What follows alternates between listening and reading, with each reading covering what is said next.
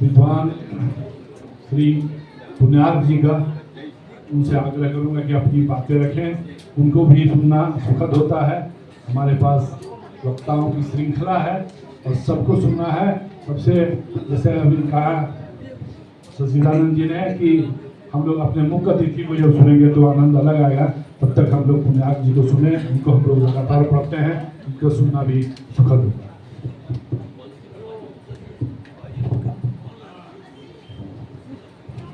सभागार में उपस्थित सभी सूर्यांशियों को कमलेश पुण्यार्क का सादर अभिनंदन, और विशेष करके हमारे मुख्य अतिथि वाराणसी से पधारे हुए आदरणीय पतंजलि मिश्र जी। बहुत दिनों से लालसा थी उनसे मिलने की, लेकिन मुझे ये नहीं पता था कि इनसे मिलन का यह अवसर विष्णु नगरी के इस मंच पर ही होगा। इसलिए ये इस मिलन का ये नदिया नाव संयोग को कराने का श्रेय तो अंधेरे को भी उजाले में बदल देने वाले दीपक जी, और उधर हैं सतीश जी, और उधर हैं चंदन जी महाराज, उधर डॉक्टर प्रमोद जी हैं। और मैं मुख्य विषय पर बातें करता हूँ समय को ध्यान में रखते हुए। आज का ये विषय श्लोक प्रतियोगिता पर आधारित।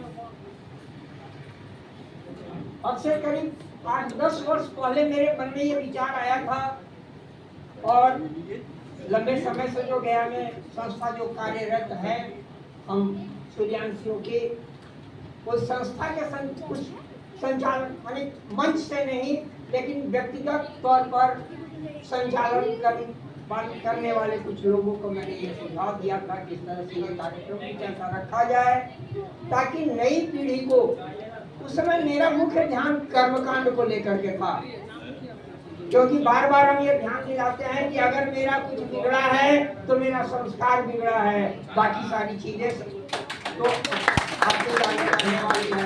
अगर हम अपने संस्कार को सुधार लेते हैं तो मेरा सब कुछ गया हुआ वापस आ सकता है, और यदि मेरा संस्कार अगर नहीं सुधर पाया तो सब कुछ रह करके भी मेरे पास कुछ नहीं रह जाएगा। तो इस बात को रखते हुए हमने कहा कि कुछ ऐसा कार्यक्रम आयोजित किया जाए समय समय पर। अभी जैसे आदरणीय प्रेमी जी ने कहा कि 4 चीजें होनी चाहिए, हवन होना चाहिए, माने कार्यक्रम होना चाहिए, कार्यालय होना चाहिए, ये वो सारी चीजें। मैं कहता हूँ कि कुछ नहीं हो कार्यक्रम, इन्होंने भी कहा कि कार्य होना चाहिए। तो कार्य छोटा हो रहा है कि बड़ा हो रहा है? आज छोटे स्तर पर ही कितने करीब 25-30 प्रतिभागी भाग लिए होंगे, लेकिन ये प्रयोग किया सतीश जी ने, दीपक जी ने, डॉक्टर साहब ने, ये बहुत ही मुझे आह्लादित किया। अब रही बात की प्रतिभागियों ने जो इसमें भाग जो लिया, उनके गुण और दोष के लिए यहाँ जज लोग बैठे हैं, जज के लिए मेरी भी बात आई, लेकिन मैं अपने को समझा क्या जज में कौन सा न्याय। अरे भाई ये एक प्रयोग हुआ, इतने बच्चों ने हिम्मत करके मंच पर आकर के कुछ कहा, और अगर बच्चे के अंदर इसमें जो कुछ भी मार्किंग, अगर नंबर देने की, स्थान देने की बात अगर आ रही है तो वो सारा का सारा मेरी ओर से मार्किंग अगर बात हो तो 100% मार्किंग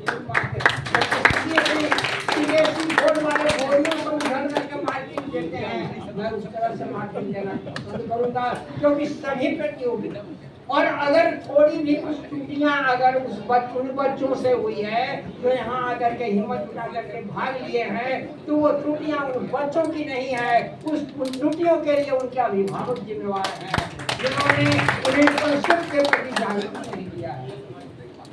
तो ये दोनों बातें, और इनको तुलना करेंगे आपको बातें समझ में आ जाए कि मैं क्या कहना चाह रहा हूँ। 10 वर्ष पहले मैंने जो सोचा था, सपना देखा था, कुछ लोगों को कहा भी था, इसके लिए यही है, ट्रेन स्कूल में है मनीष मिश्रा जी, उन्होंने प्रयोग भी शुरू किया। 1-2 कार्यक्रम छोटे छोटे हुए यहाँ बदलाव स्थान में, और फिर यहाँ श्रीलंका के पास में कहीं, लेकिन मैंने आगे वो प्रयोग फिर नहीं पढ़ पाया।